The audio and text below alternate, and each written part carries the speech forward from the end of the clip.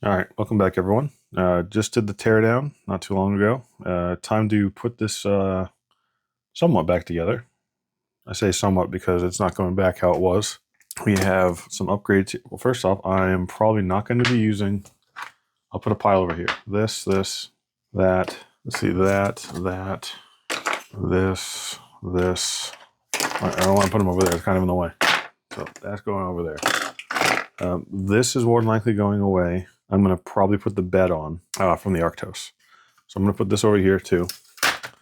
This is questionable because it goes over here and holds the electronics, but I don't know if I'm going to want the space for, I want to be able to put the bed on here because the bed, hold on, let me grab the bed. This was my original bed on the Arctos, but it's got all kinds of hot glue all over it because I did the rollback bed, and I don't want that anymore on here. Just because of the weight savings and whatnot. So I do have this one. I bought this one because I was going to make a trailer, and I just never really finished it. Lost interest in it. So I have this bed, and I want to put that on. The thing is, the Arctos barely fits on it, which is fine. But the thing is, I'm thinking that of not having this because I believe where this is where this goes. So this, we'll see. This will be figuring out right at the end. We'll see. And the other thing is, I thought about if I get rid of this, moving the electronics, because there's a pretty good amount of room in here, mounting the winch more where this was, possibly like making a new plate here, because right now this is exactly where the winch is on the bed, and that's not going to work. And so yeah, but I want this to be able to carry the Arctos, but I don't want the axle hanging off the back of it. So that's why my dilemma. Honestly, it's going to be one of the last things we do, I believe, because I have some brass weights to put on the axles as far as the hexes go. I have brass portal box covers with the aluminum backing I want to put on. I have servos. So I'm going to do all the drivetrain type stuff first, I think. Get that out of the way. I have some servos to put in, like I said, because that stuff can be done before anything else. It's not going to get in the way of anything. And then I'm going to swap. Then I'm going to go to the transmission, which I have the aluminum housing, and then I have the skid plate, and then we'll worry about electronics after. And then so we'll start. Let's start here. So I'm going to put this back on, but I don't need to really yet because this servo is going to get swapped out. I bought these Muizi. I have no idea. I have a couple of these on the STX24 and the 24s, and they've been fine. So I figured I'm just going to run these two on here and try it out. Kind of going budgety because there's 4 servos on here. So it does come with an aluminum horn also, which is nice. And of course, they have a Phillips on here. I'm going to have to drill out all of these. I didn't think about it. This was kind of for a STX24, and I'm pretty sure those are like 1.4 or 1.6 threads. Whereas these balls, I think, are like a 2 or a 1.6. You know, it's like the next size up. Yeah, these are a 2, so this is probably a 1.6. And I didn't think of that one. So let me see what I'm going to do with that, and I'll be back. All right, so my solution has been, I have these stock links from the Arctos right here. I took all the ball ends out of this side because almost every link had a stud like this. And I drilled these to a 1.6, and then I tapped them with a bolt to a 2.0. I cannot for the life of me find my M2 taps. But this stuff is so soft that I just drilled it out with the 1.6 bit I could find. And then I just took this on the table like this and start it a little bit, back off a little, start it a more, you know, it kind of like what you would do with a tap, and just kind of slowly threaded it. And the aluminum was just so soft that I was able to tap it with this. So that was, 4 or 5 back and forths-ish. And now we're through. So now I can just bolt it right to it. Let's see. I got to figure out what length I need to go through here. See, this, I just popped out the stock one and put this one in. And then this should attach right here. That's what we're going to go with. We're not attaching this right now. Well, we will in a second, actually. To center this servo, before I put it on, I want to center it, plug it into this ESC, center it. Yeah, see, that was way off. That would have been bad. And the trims are 0. So we know we're good to go. See, this is where we're going to have an issue with servos. If I turn it one way, it's one spline. If I go another, it's another spline. It's too far. And you can't adjust this. This is where the servo issue is going to come into play, because I can trim this, but these axles, like these two are together and these two are together. If these are both off the same, like see how it's down, like it's off this way. If they're both the same, then I can trim them both and they're good to go. But if one's off a little bit and one's off, like one's straight, then we're going to have issues with trimming. And you can't, because you can't trim them separate. You got to trim them together. We'll see. You know what? I'm going to put it together, and hopefully they're both going to be off the same, since they're the same axle coming from the same manufacturer and the same servos. That's what I'm hoping for, at least. Yeah, we will see. Where did the little bolt go? Of course, it's a Phillips. We're not going to use that then. I will use some of my bolts. Trying to get rid of any Phillips I can. Why does it not go as far? Is it that far off, really? It is so far off. I had to trim it like crazy. I'm at like 105 trim, which I don't know what the max is, but that's a lot of trimming. I can go to 120, and that's it. My turning is even both ways, though, even though it's 120. Seems it, at least. I mean, if I absolutely need to, that'll work. I'll have to do that for now, and maybe I'll make an adjustable link for this eventually. I'm going to put it in like this. It seems like it should work trimmed all the way over. The only problem is I think that we're going to have a problem with two axles here, and then to the two axles here having an issue. But let me get all these servos replaced, and we'll come back. All right, I'm on the last axle as far as doing the servo goes. And I realized that this one was easy because I took it out. This one's easy, it's in the front, and that's in the, well, that's in the front, that's in the rear. But I couldn't really get my screwdriver. I've had a longer one really in there. So I ended up just taking the shocks off, let them dangle, left the bolt there. But now I can get to these screws a little bit easier, like this, to the side. And then I'll probably just swing this to the other side to get to the other one. Unless I can, oh no, I can go down under here, underneath the axle. Because it allowed it to drop down so far, I was able to get it out that way. And then you just pull these down through here. They have like little, you gotta take it out of the splitter.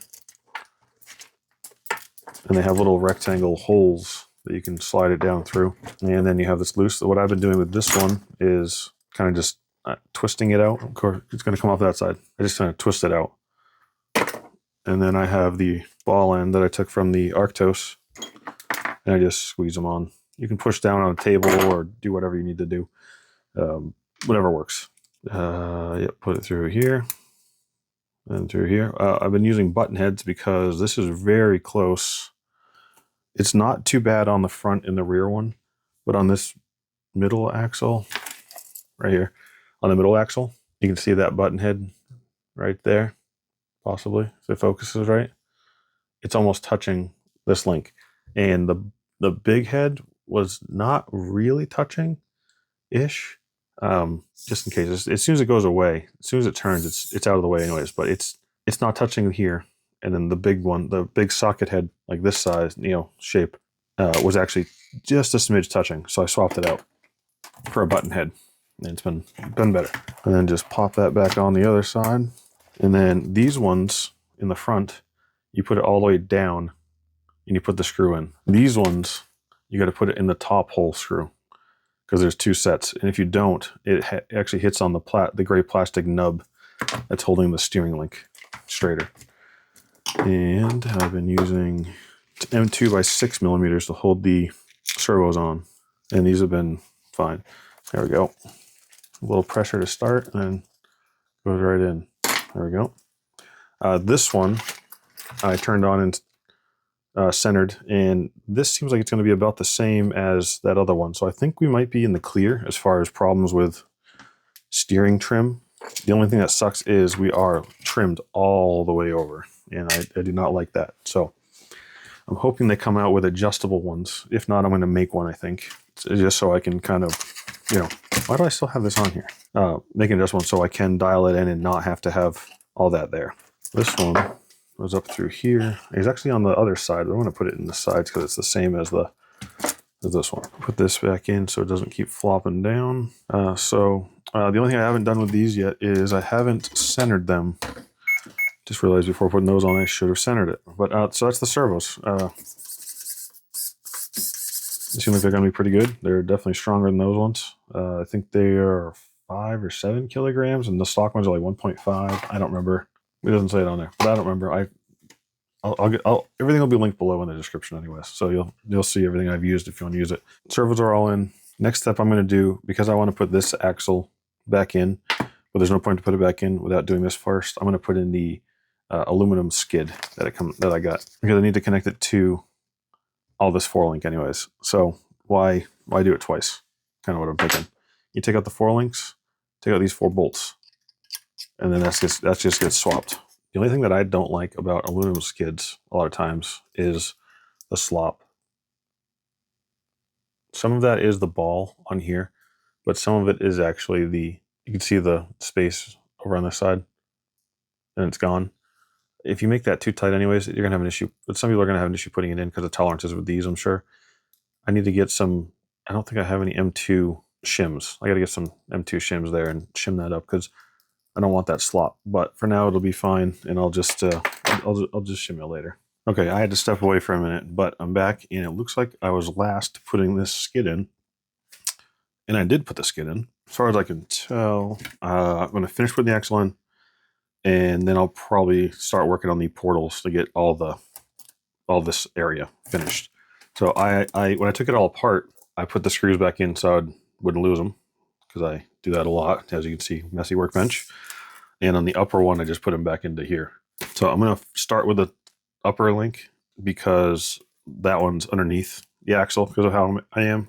I usually install the upper one at an angle like this, and that way I can tilt it down and then do these bottom ones here that are on the top because they're upside down. As you can see, I kind of let it sit like this, and I'll put the screw through the link, through the diff, and then through the other link and put the nut on. Make sure you have these up on top first, because if these are laying underneath, you'll have to take this back out, or take this screw out or this screw out and put them back on, because you can't put them through the diff. It doesn't work.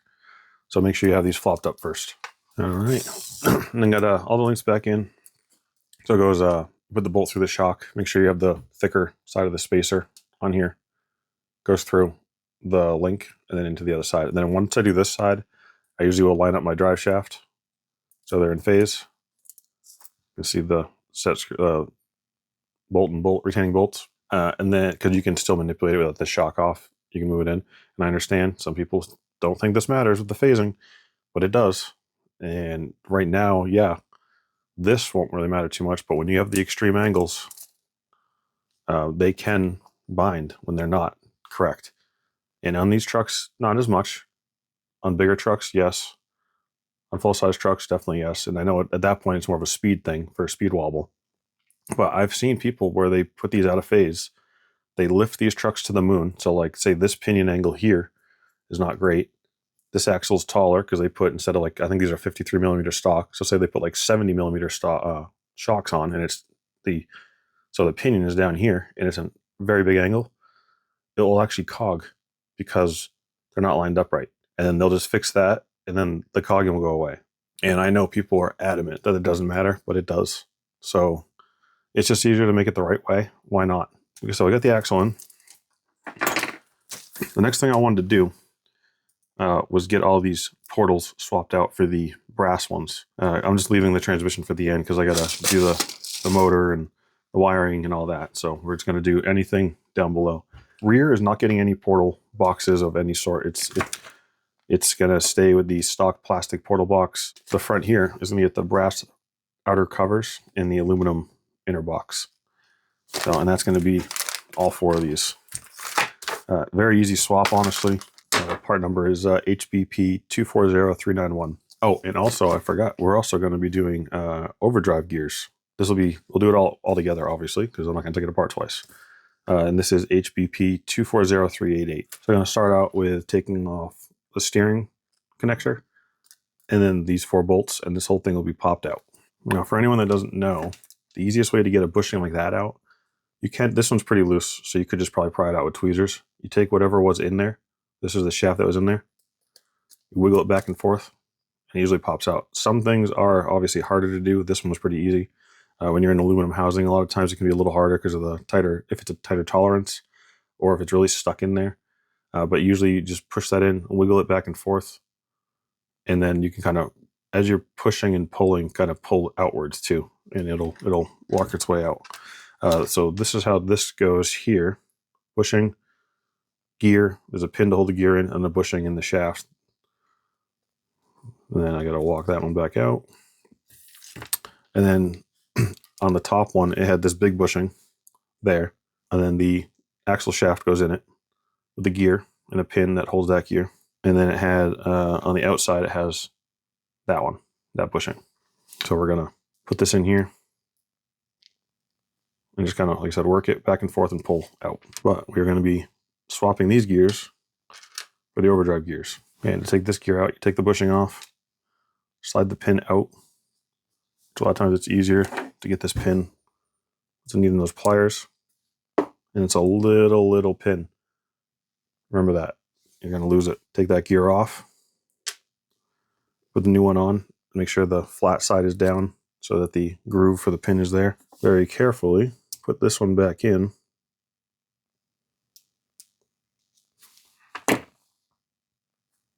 Then twist it till it falls into place. And then the bushing back on. And then this one, we are not using that housing. Make sure when you take them apart, the little bushing doesn't fall out like I just did. So these stock ones, we're not going to be using any of this. That's the stock gears and the stock boxes. These are the new box, and we got to put the bushing in here. And it's a tighter fit on these than it is the plastic. At least it was on my, yeah, definitely. It was on my other ones. They go in really well. And this goes in here. You don't have to put this in now. I'm just kind of showing you on the outside of the vehicle how it goes. Oh, and then the bushing. That's how it's going to be inside with the box on. But I need to grab some grease first, because now that we're swapped everything over to here, there's grease on the bushing still, but everything else is new. So there's no grease on that. I always use this Quicksilver marine grease. I've had this for around a year. I still haven't used it, much of it. I've used probably half of it, but it's on my 1/10 trucks. It's on everything. And I do marine grease because if it gets in the water, I don't have to worry about it getting all messed up. And you don't need a ton on these trucks. I just kind of put it in the middle, start moving it around. Just enough to kind of coat it. I hate getting it on my hands, but tip if you have kids, baby wipes, take this grease off pretty well, actually, even though it's water-based, I think. I'm going to put a little dab extra in there as I put it together. So you have to use the bolts that come with it. The stock ones for the plastic are smaller. Yep, they fall right through. Because I'm pretty sure these are 1.6, and the bolts it comes with are 2.0. So the bolts that came with it right here, I'm going to put to the side. And then these are for the bushing kingpin top. So those are the side, because it comes with all new bolts in the bag. This is when you really want to use the new bolts, because those ones will not work. On most of my 1/10 trucks, I put Loctite on my bolts, like a dab of purple Loctite. On these trucks, since they're so small, I don't, and I've never had a bolt fall off. So, I mean, your mileage may vary, but I just kind of tighten them down and then give it a little extra snug. There we go, slide that over there, and I've never had an issue. Just move that grease around in there. So I usually snug them up, all four up, and then I kind of give them a quick little quarter turn. Not, you don't want to break it. So just be careful. And I did just realize, actually, that you do need the kingpin bolts, because these, it does not come with new ones of these, because these are bigger. These are bigger than the front ones were. So when you're going to put this back in, what I usually do is I'll put these bushings back in and kind of hold it sideways. And then I drop the axle shaft in, because you kind of have to hold it with my hand, everything, and I twist the output, and then I push down. And then once you get one in, you're pretty set usually. Now we just put the steering back in, and we are good to go. So I'm going to go and do the other three, because it's just the same thing. I don't think you need to see the same thing 3 times. And I'll be back. Dang it, I got almost all the way done putting all these back together and totally forgot. I bought brass C-hubs from Power Hobby. So we'll be taking most of this back apart. Luckily, I didn't get to do the fronts yet here. The only difference is you have to take out this screw and this screw. This pops off. And this one pops on. It technically for an FX118. I don't know why they only sell it for that, but it works on these. I put it on the rock van to give it added weight and everything. And yeah, they work great. They're, because the rock van, FX118, this, the Arctos, they're all CR18 based. So pops right on, no problem. It does come with new bolts right here. I think, though, if I remember correctly, the bolts that come with it to go onto the axle housing, the 2 bolts that we just removed, I think that they are too small. Maybe I'm thinking of a different truck. No, I must be thinking of a different truck. I remember one truck I changed out some C-hubs on, and the bolts weren't the right size. Those fit perfect. You just want to snug them up too. That's plastic, remember. And then it does come with its own brass bushings. Put those in there. And then this, it's the same as the other side. Now, I do remember on, I think the rock fan, I believe I had to shave down the aluminum housing just a scotch. And I think I have to on this one too. This is the other problem with, now that we have brass and everything, for these don't stay, the bushings don't stay in as easy. I think it's also easier if you don't put it, when you're doing this, to not have the axle shaft in already. Then you can pop this in and do the axle shaft after. But I think a lot of it is just because you need to shave down. Yeah, this is just like the rock fan. So what I'm going to do is I'm going to take this, it's just this top one here. I have some sandpaper, and I usually just take it and I just, on a flat surface, I'll shave it down. So I did on the last one. You want it just enough. You don't want to go too far. And then I usually try to make sure the threads are good, and we're still good with the threads. So now that I did that though, I'm going to put in the ones that it came with. There we go. That was just enough. Did not take much at all. I think I could have gone a little bit more. So I might take that off and just shave it a little bit more. But I wouldn't do that to all of them. But now we have a brass C-hub instead of the plastic one. Oh, down here, down there. So I'll take that off, shave it a little bit more because it's working. It's just kind of a little stiff. So, well, that's it. I'll finish these up and we'll be back. All right. And we have all the brass portal boxes back together. Next thing I want to do is get some of these wheels on. I marked these ones because I have brass rings for the front. I have somehow managed to grab every single non-brass ring, and then the brass ring ones here. I put a little dot on the back. I mean, you can tell by the weight, but just to make it quicker, I just kind of, I marked one of the silver screws black. These are non-directional tires. These tires, you'll see that some of them are, no, these ones are all used. Okay, I did run it a little bit to make sure they fit on here before. When I first got this truck, it's right, because I wanted to make sure they're going to fit over the hexes. These have stock foams in them still. These were great on the Arctos. I thought I would put those wheels on with the black labels from LGRP, but the problem is I think that with my brass hexes here that are really beefy, I don't believe they'll fit on a 1.0 wheel on that shape. Let's see, I think I have an extra one here. Yeah, see, it actually hits the, instead of the hex bottoming out, it's actually hitting the bolts there.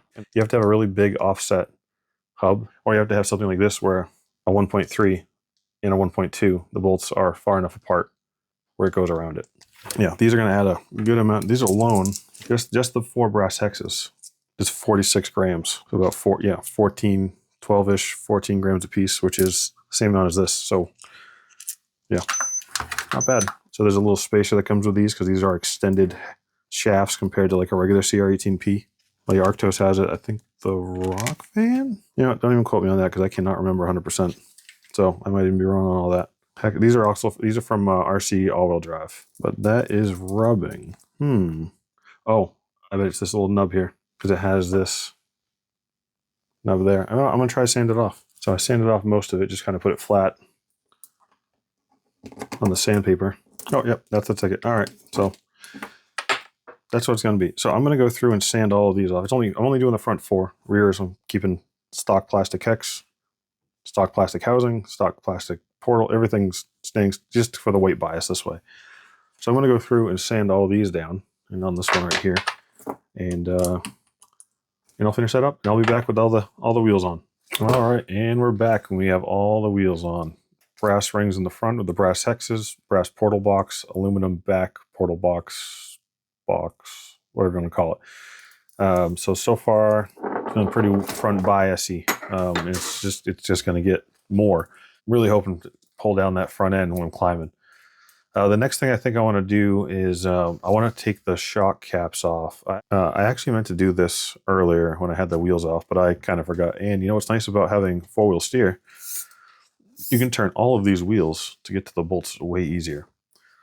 So I'm going to take off all 8 shocks. I want to dump the oil that's in them to check what it is, but I think I want a little bit thicker oil because that's a little too quick for me. I want to do something thicker. I'm guessing stock will have 30 or 40 weight.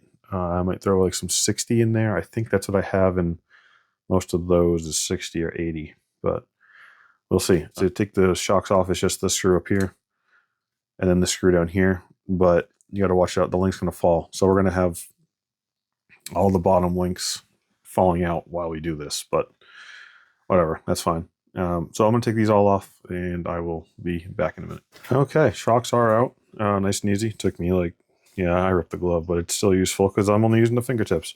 I just don't want my hands getting all covered in oil today. Just not feeling it. I've always liked these shocks. They have a good spring rate. I don't know what the actual rate is, but it's been really good for the Arctos and for the Rock Van. I did swap those springs out because I think I had like, what was it? I had a credit, I think. So I just tried the Next Racing shocks on the Arctos. They've been fine. Those shocks actually ended up going into, I don't remember what truck, another truck of some sort. The Rock Van shocks were great also, but I needed like 2 or 3 millimeters of lift, I think it was, to clear these tires better. So I ended up putting some Endura shocks on, but none of them ever leaked. I still have them as spares. Like I said, I put them in other vehicles. I don't remember which ones. I remember my Furatech one. My Furatech is still on stock shocks, and that still has not had an issue. Anyways, I've never had a problem with these leaking. Pretty much is what it comes down to. So I want to run these. I have no issues with them. I just want them to be a little bit. That's a little too quick for me. I want them to be a little slower to react. So I'm going to take these caps off. I've never had it leak from the bottom. These newer ones, last I knew, yeah, these newer ones, the bottom thread's in. My first generation ones, I think on the Arctos, they actually had like a cap that pushed on. They didn't actually thread, but then the Rock Van did thread on. So that was kind of, I didn't realize that they changed it unless it was just me. So these are an actual bladdered shock too. They're not just emulsion. They aren't filled all the way. I think that they could use a little more. Maybe that's why they're very airy. That might be why also that they're very, very springy. They're not full. Let's see what comes out. Yeah, it's pretty light stuff that's coming out here. Let me try going onto a towel. Yeah, it's pretty thin, which is fine. I mean, it does okay. I'm just trying to alleviate some of that sideways flopping when I am going on stuff. Yeah, it's already empty and I haven't really gotten much out of it. I think they were just really low on oil. The fluid was a little light too. Let's see, what do we got here? Can't tell, and I don't want to take this shock apart. Okay, it looks like 2 big V's. Instead of like holes or notches around the edge, it's got like 2 big V's on each side. No wonder this is moves very quickly. It's got a lot of pass through. So I'm going to go with 80. I don't go crazy with getting air out of shocks. I know a lot of people do. I've never really had an issue. But I do try a little bit. So I'll usually push this up about 1/2 to 3/4, like this. These don't take much anyways. I'll fill this up to the top, which is not much. Let that drop. I just kind of let my finger go away, and I push it back up and pull it down. Gets a good air bubble out of there usually or so. I fill this up. You want it almost to the top, and then I push it up again and pull down. Yeah, I saw an air bubble come out, but no more air bubble coming out now. And then I'll usually go with these. I'll usually go like a millimeter or 2 from the top because you have to have that bladder space. You probably can't tell, honestly. Black with a liquid, yeah. Yeah, well, I think we're good there. And then I will push up, put this on, and we're going to lose some of the fluid as we tighten it down. Yeah, that's feeling more like what I want there. And I use baby wipes for a lot of stuff since I still have children around the house. So this is going to get baby wiped for now. And I'm probably not going to run any preload on these because it's going to be kind of droopish down. Trying to be a little more crawly. So let's see. Yeah, see, that's much slower. See?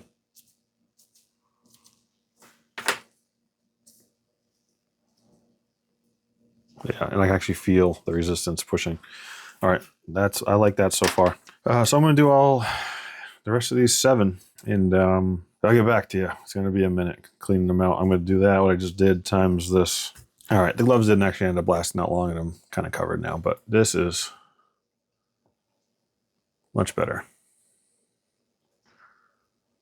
So hopefully that'll help it not unload as much on like a side hill and stuff like that. These all feel about the same. It should be, yeah. All right, those are feeling good. The other thing I wanted to do while this is like this, I like to flip my shocks upside down. And I know that's one of those controversial things that people like them upside down, right side up, all that. I just prefer them upside down because it's usually the seals that leak and not the cap that leaks, usually on most shocks. So it's less likely to leak. Also, that little bit of weight, I know it's not a lot, but also we got 8 shocks. That little bit of weight this way instead of this way should technically help. Yeah, like I said, I know it's not a ton, but you know, it's something. So I'm just gonna pop these out. These are so small, but they come out pretty easy. And then just put these back in. And now my hands are all slippery from those shocks, so this is not helping. I'm gonna do these, the rest of these 6. I'm gonna pop these back on because you don't need to see all that. And then we'll go on to the next step. All right, we have all the shocks on. This feels a lot better. Like doing this, I actually have resistance. Before it was just kind of flopping back and forth. I am sure just trailing around when I was, running it, it was fine. But doing what I kind of want to do, I think this will be a little better.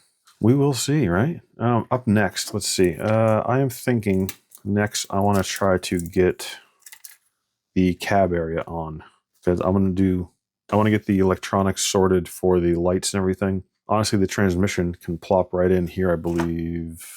Yeah. I have no problem putting it in after. This won't be in the way at all. I think steering servo wise goes up through here.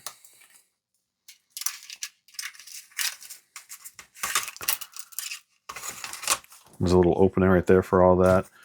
I believe that's how it was, at least. It's been a couple days since I started taking this apart. All right, and as far as screws go, I'm just going to run with whatever works because I didn't really put them in here in any certain order. But I believe this one needed a little bit longer screws, 1.6, not 2.0, because this piece has a pretty thick mount area for the plastic. All right, put those in there. I think they're about 6 or 8 millimeters long for the ones I used for that. Now, I'm going to put the interior onto the interior because I need to see where the interior sits. I don't remember how much room I have and what I have to work with exactly for wiring, space, and everything. I did today try to find a little figure to put in here, but I couldn't find one the right size when I was out and about. So this isn't hard to take out anyways. I'm just going to put it back in for now. Before I do this though, I need to, yesterday I did try to mount one of those LEDs. It looks perfect. It sits right down in there. The holes line up perfectly. I like that look so much better than this. So, and it's brighter too. Where did I put the other one? The new one in a bag. It comes with screws, but they are Phillips. And I'm not doing Phillips. So, I think they were 2 millimeter. I believe I used these 6 millimeter screws. No, I think it was the 4s. It's not that long, not that deep. Yeah, no, 4s are completely fine. I should have put this down through first. This just barely fits through. It's perfect. You know what's nice about these too is these have their own light controller built into them. All you have to do is put these in a channel. I'm going to put these in a splitter so they're together. And when you hit the button, it changes through the different lighting control that it has for like, flashing and rotating and all that. So you don't have to worry about having a different light controller. That was one thing I was worried about putting these on with the light controller I do have is how it was going to control them. If it was going to do any hazard type things or rotating beacon or anything, but I don't have to worry about that. And they're just plastic, so I really don't want to strip them. I have to buy another set. So just go until it's snug and it doesn't move. Now, these are nice and tight.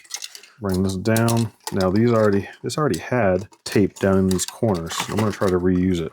If I need to, I'm going to hot glue. That's what I ended up doing on the Arctos. All right, got the hot glue gun fired up. So I'm going to have to wait a minute for that to warm up to put a little dab in there. And I got to be really precise with it because I don't want to get it on the windshield.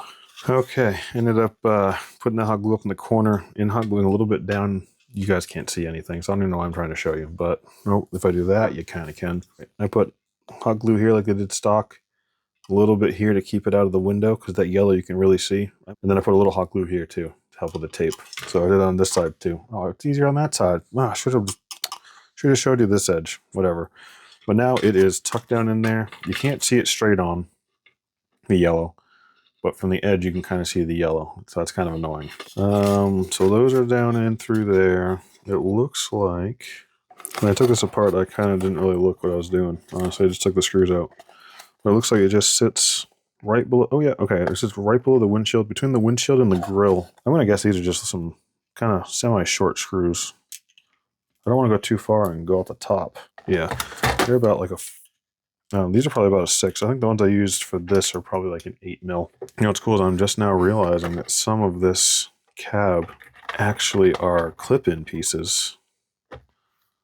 This actually clips in to separate piece, and so is this radiator to separate piece. So I could take those apart and paint those separately if I wanted to. I thought I was gonna have to paint on here because I am thinking about doing some painting on this eventually. I just want to get everything finished first and then paint it because I don't want to be touching it, moving it around, adjusting things, and then scratching it all up as I, and I had painted it.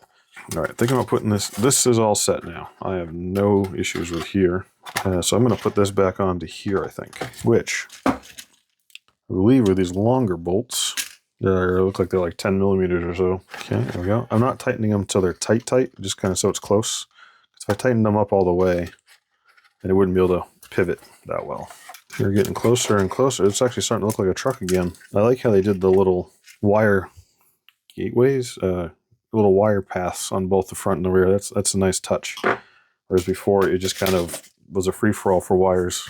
So I got the cab back together. I want to continue with the electrical now, because I need to figure out, there's a lot of room under here, but I need to fit my batteries still, which I think in this one, it depends on which motor I go with. If I go with the Surpass Gecko motor, I'll probably end up doing a 2S battery. If I do the Fat Viper, it'll probably be a 3S battery. I think that's how I'm going to do it, because I don't need the crazy speed of a 3S on the, actually, I don't even know if this one takes 3S. Nope, this only takes 2S anyways, so I'm good.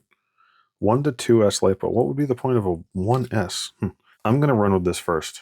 If this is not enough, then I'll try the Fat Viper. I kind of like the idea of the enclosed can, censored and everything. I did see this was questionable on a crawler. It's supposed to be a crawler setup with the ESC, but some people said it didn't actually crawl that well. But I don't see how it couldn't crawl at least pretty good with being censored. It might be one of those things where it's like that, what was the SCX24 motor? There was an SCX24 brushless motor and ESC setup that was really cheap that everyone was buying. And then it ended up being crap. I actually have one of those, and I have the motor in a truck somewhere. Oh, Spectrum. It was that Spectrum kit. I have the motor, I think, in my deadbolt, but I have an AM32 ESC running it. I think that's what it is. The ESC was crap, and the motor was fine. It's because you can technically use, you can use a centered motor without the sensor on it. You just can't do a centered ESC without the sensor wire. So that's what I ended up doing. So I'll be running 2S. If I put this sideways, does that fit? Barely. What I'm trying to figure out is, I don't know if I want to run this thing. Mostly because I don't want this sticking out so far. Although it's not horrible. That's like a stock one.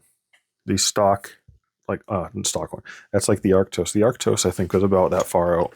All right, we're going to table this flatbed for now. It's going to work. It's just not, it's just going to be more work than I thought. And I don't want this video to be completely long. I think it's already going to be long enough.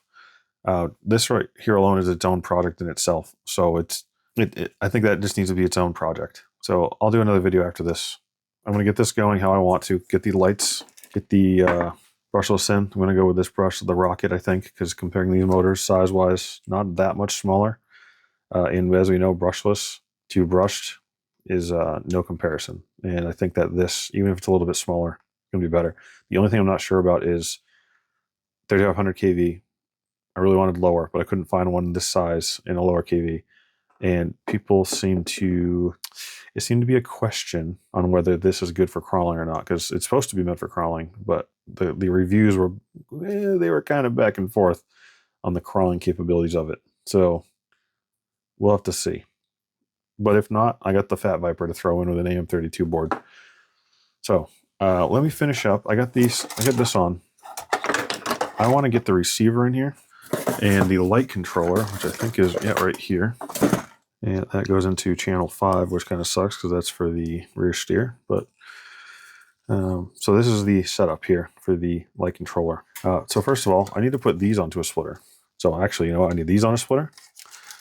I need these on a splitter, and I need these on a splitter. And now that I'm thinking about it, I don't know if I have enough splitters, so I have to make one. Let me go and see what I got, and I will be right back. Okay, let's try this again. I had made a little video on the electronics, where we're at, and I went to go check it, and the audio wasn't working for whatever reason. I think my mic died, so I'm on the second mic. I just tested this one. It's working fine. So I got the electronics, for the most part, situated. The only thing I haven't done yet is the reverse and the marker light, I just realized. So I'll do that in a minute, but that's no problem at all. The servos are on a splitter. This is actually the stock splitter that came with the ESC. I just chopped off the little plug, so it had a little plug like this on it.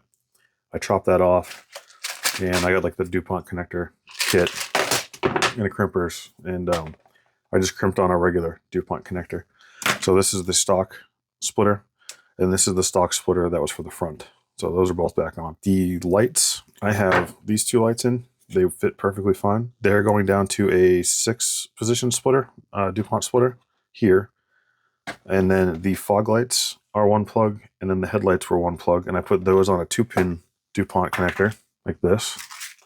And they're into that splitter too, because those just go on with the receiver. I don't turn lights on and off. Usually I just turn them on and I don't touch them. That's it. So I just put them onto the splitter to get power and ground. And then this is on, I have these on channel 10 on my controller right now. The blinkers that are in the corners here, on all 4 corners, I cut off the little micro plug again, just like I did on the marker lights and everything, just like I did on the headlights. And I put a DuPont connector on that, and that is right here. It shares power because it's like 3 wires going into 2 LEDs because it's left and right. They come in and split the power, and then like ground, like the black wire is left, and then like white is right. I think I don't remember which way it was. So I just took the white and the black and put it together like it was one ground wire, and then put it into the DuPont connector that way. So those are on just as marker lights. The reverse lights I will have on a DuPont connector. Once I do it, I kind of, like I said, I forgot. And I'm going to put them in here. And so really this is only going to be doing reverse lights because I can't get this controller to work how I want to for the light controller. The light controller I cannot get to work on here. I wish FlySky would email me back about it. I can't figure it out. I can't find the app for this in Bluetooth. I have a video on this controller, so go check that out to see that little sort of rant thing. So, but this is only going to be doing reverse lights pretty much. So, which is the only thing I really needed to do because the lights, other lights I don't mind being on all the time. So these ones will have the marker lights just on, going to power, just like this one. I should probably plug that back in before I forget.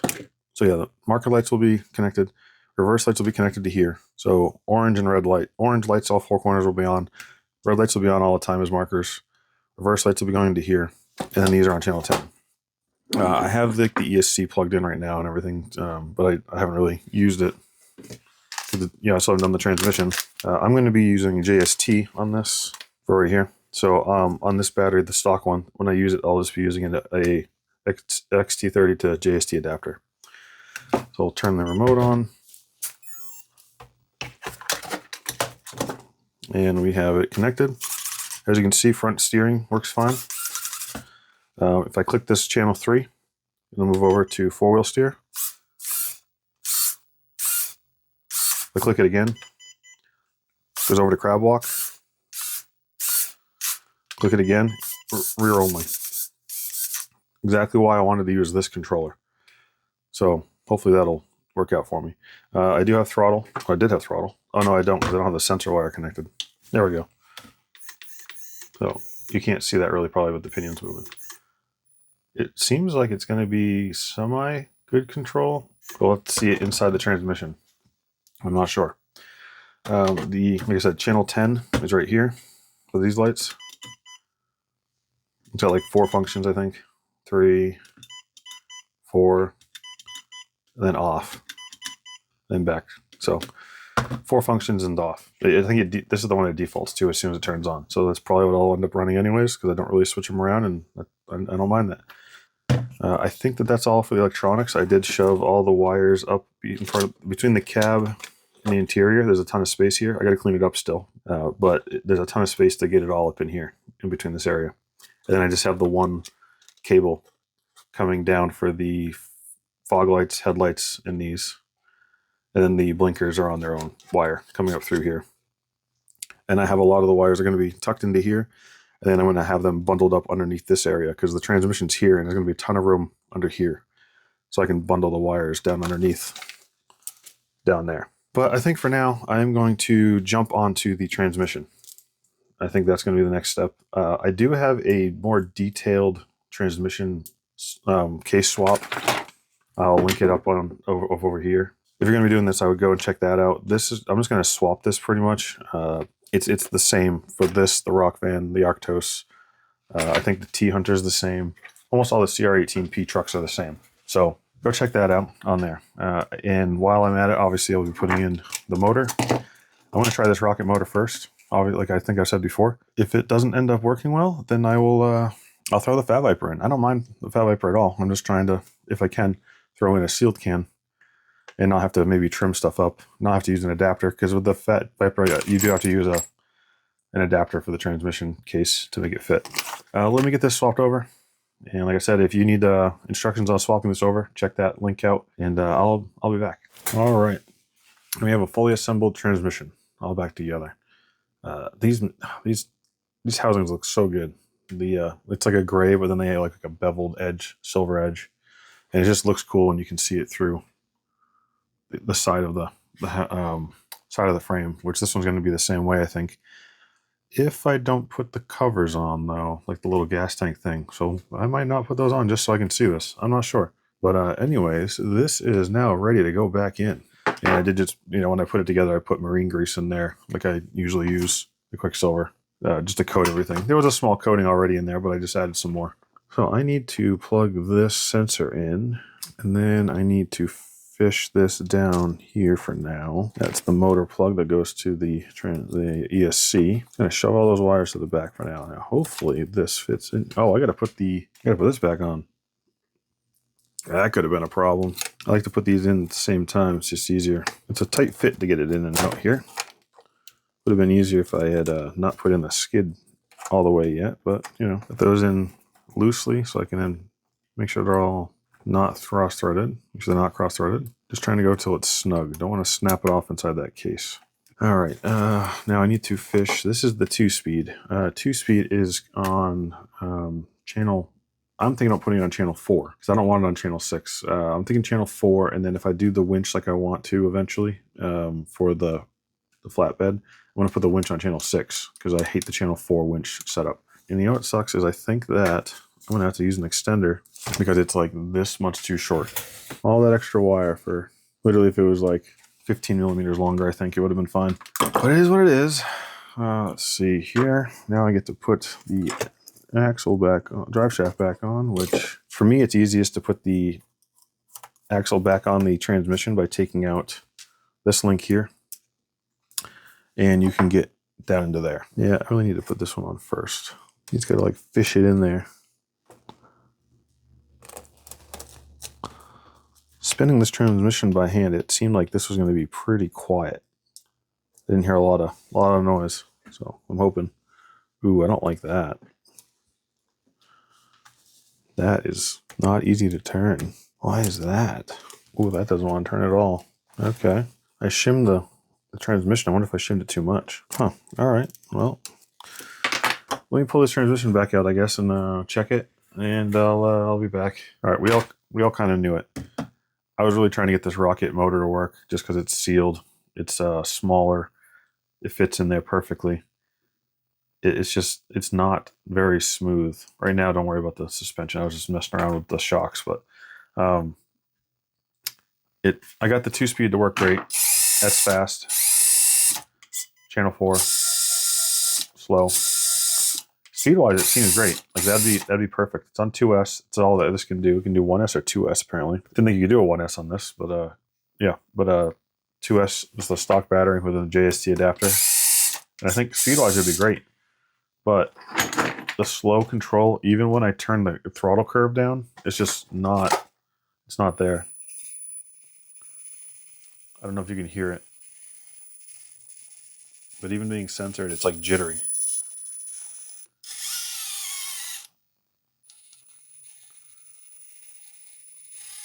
And that's with the throttle curve.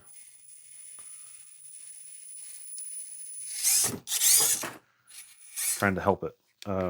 Yeah, it's like 99% throttle curve. That's how far I've gone. 100%. You can't, obviously you can't go any farther.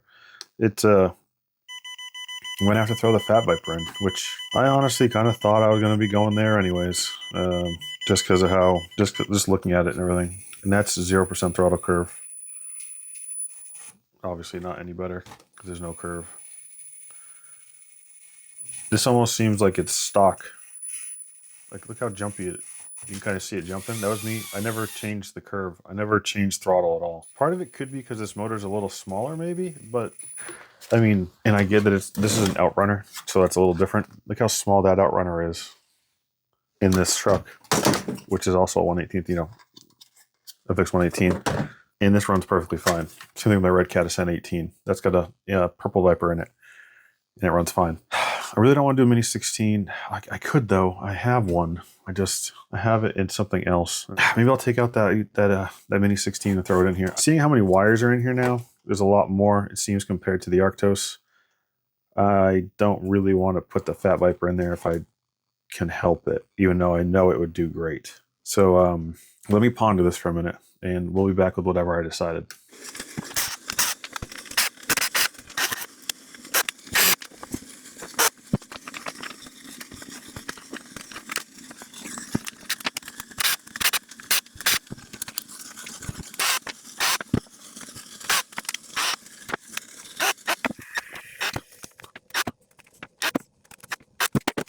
All right, you know what I love doing is taking the same thing apart 4 times, because I try to do different things. It can be fun sometimes, but today it's just wanted to get it done.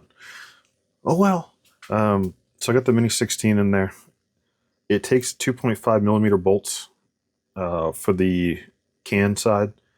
What I do is I drill the holes out for the stock motor mounts to, I think it's a 3 millimeter. Yeah, I think it was a 3 millimeter. If I could find, oh, there's my drill bit.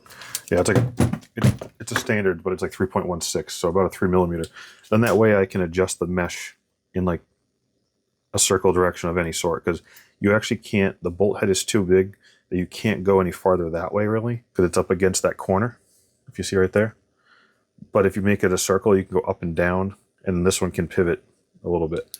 Then I put this back in, and this is easier with the metal one. If you have the plastic transmission housing, there's a lot more play. But if I push down on this, it actually centers this pretty well. It's pretty flat, and you can feel the mesh right there. So the other thing is too, I think I said it in one of the last sections of the video, you have to trim down the Mini 16 shaft.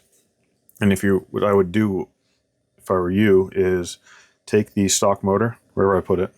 Anyways, take the stock motor, measure how far the shaft comes out of the motor, and then shave it down to that amount so that it won't protrude into the housing on the other side, because it will go in and poke into there if it's too long.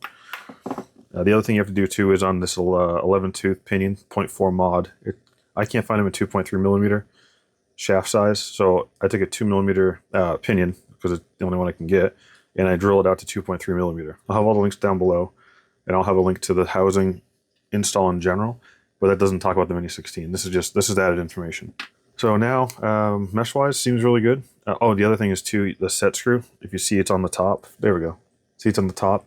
You have to put it there, or you have to flip it around and have it almost all the way down so that your spur won't hit it. I first installed it and it was sticking out a little bit and it was hitting. And I was like, why is this stopping when I turn it? And then I forgot that I had to flip it. Or like I said, you can flip it around and go down, and it'll be farther at the bottom. But this way you can put it on with it still on the motor plate. And now when I go to put these together, this should clear. No problem. Yep. I don't feel the shaft hitting the housing or anything. So yeah, so this should fit no problem. I do hate that they put, so this is for something else. This is for another, when I had the Arctos and a different thing. So I just keep it on there just because I don't want to take it off. But you don't need that. I just use the JST, and then this is just a second battery lead. I hate how they have the cap right here. It's so much, it takes up so much space. This is going to have extra room. The Arctos has less room, But this will be fine. But in the Arctos, it was very tight with this in there. But anyways, I'm going to pop this back in again for like the 4th time. And we'll see how it goes. All right. First off, I apologize if the water softener is making a lot of noise because it's apparently time for the water softener to do its thing. The Fusion Mini 16 is in. And it is significantly better slow crawl.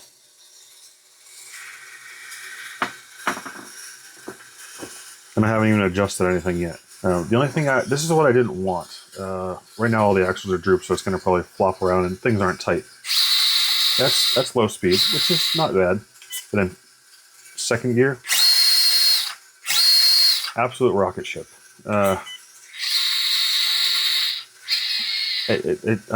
That's what I didn't want, is how fast that was. And that's only on 2S. If it was on 3S, oh my god, it would have been even worse. But it's going to be how it is. It fits in there great. It's perfect. I think I showed in the last one these couple little things you got to do to make it fit. Fits in there very nicely. I'm just going to pop the little capacitor. I'm just going to push down, probably zip tie to it, keep it flat. Actually, there's a lot of room up here. I don't have to worry. I still got to clean up the wires. I just wanted to give you guys a little heads up that works. So I think the next thing I'm going to do off camera, again, is clean up these wires and put them away, because there's a lot of wires and I need to move things and figure out where to put them. This space right here was going to be, I was going to have a little more room with that smaller motor, and I was going to put some wires there. I think I still can. Seems like it's a good amount of room here, but I wanted to zip tie them up underneath here. So let me get that situated, and we'll be back with pretty much almost final form for now. But so far I'm liking it. So much better control with this Hobbywing Mini 16. I just really wanted to do something else, but if it fits, I guess it ships.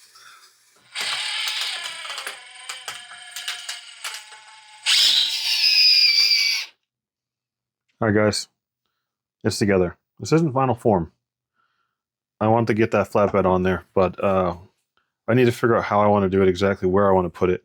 Also, I needed the space in here for the electronics, so I need to figure out where I'm going to put all the electronics in there. So yeah, there's I got the battery here. Electronics need to go in there.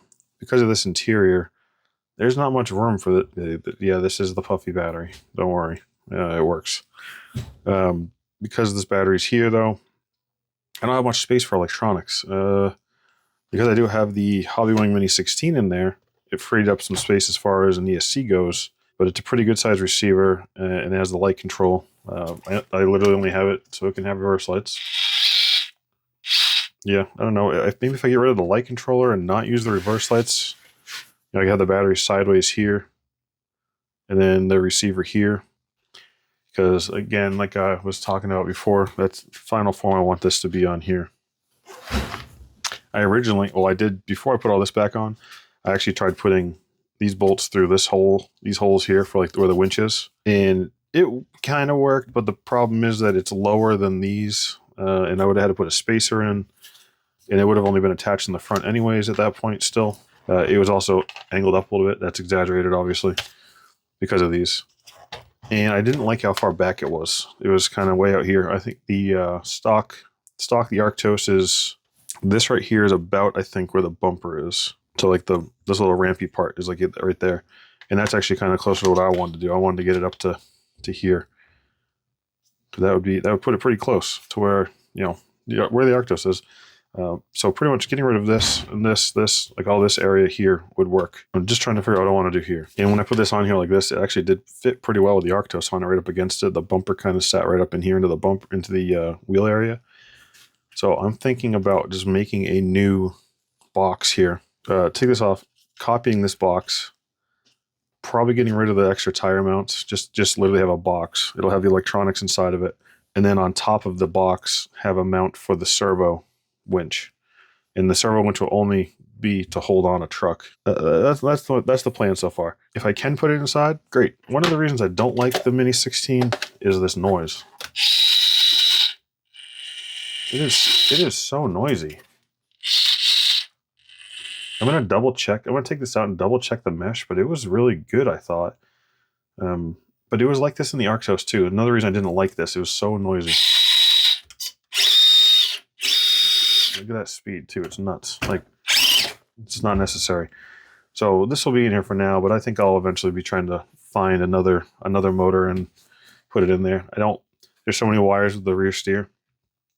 I don't want to do the Fat Viper like I did in there, because this one only had the taillights and the 2-speed. So there's just a couple wires going down the front of the transmission and up. But this has a lot more, with the 2 servos and all the lights and everything. So yeah, so yeah, these work fine. I got them on channel 10.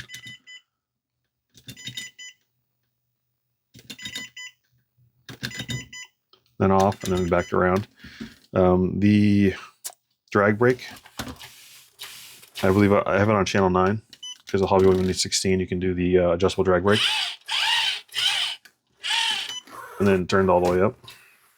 2-speed is on channel 4, so click it, slow, fast again. Channel 3 that's regular steering. Click it once, crab walk. Which that's not right, actually. I need to reverse that channel. All right, anyway, so that's supposed to be, that's what's supposed to be there. The next button, channel 3 again. Now it should be crab walk. And hit it again, rear only.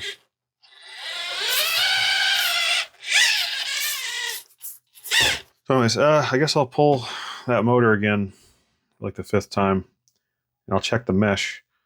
But the next stuff you're going to see is me going out on the rocks and trying it out. Oh, you know what? We forgot to check weight. This is with the battery. 985 front, 584 rear. 1565. I think we went up 300 grams. 986 divided by 1569. We are 62 front weight bias. Now, we were about 57, 58. We went over that 60% bias there. I think that it's going to change with this. This is going to be heavier. Not much though, honestly. We're going to have 140, 150 grams, 150 grams, but it's going to be replacing a lot of this stuff. So it might be almost close to the same. I don't know. We'll see. But then again, this stuff's going to go away-ish, you know, the wheels and stuff. So I don't know. I think this one up 200 grams and this one up about 100 grams. So I think this one was around 7 something. You guys will know more, and I will know in edit. But yeah, so this is what so now the next stuff you're going to see is hopefully some footage of this. So here you go.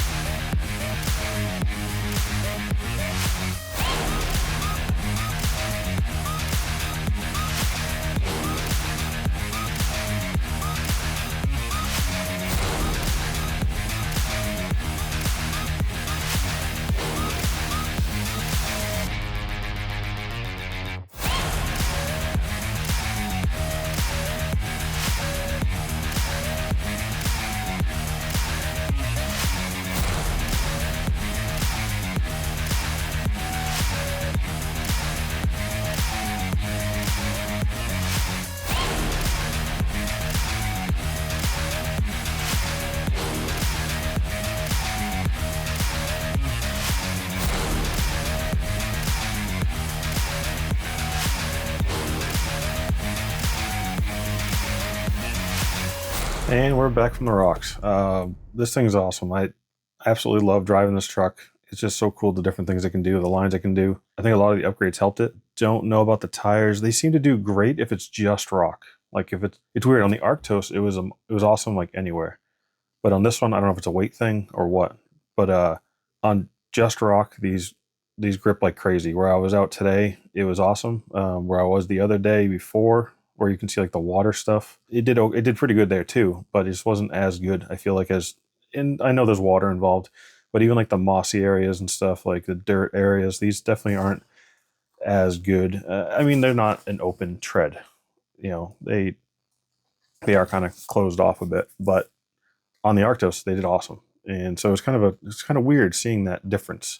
Did put some pretty big scrapes on it and broke off another light. That wasn't even from falling. That's the worst part. It was from me trying to put it away in my backpack. My thumb like flicked it off. I found it, picked it up. I went to put it in the bag, but my hands were so cold because it's like 40 degrees in the morning, and that's when I went out this morning. I wasn't really holding it well, and when I went to put it back in my backpack, it fell into the grass and nowhere to be seen. It's gone.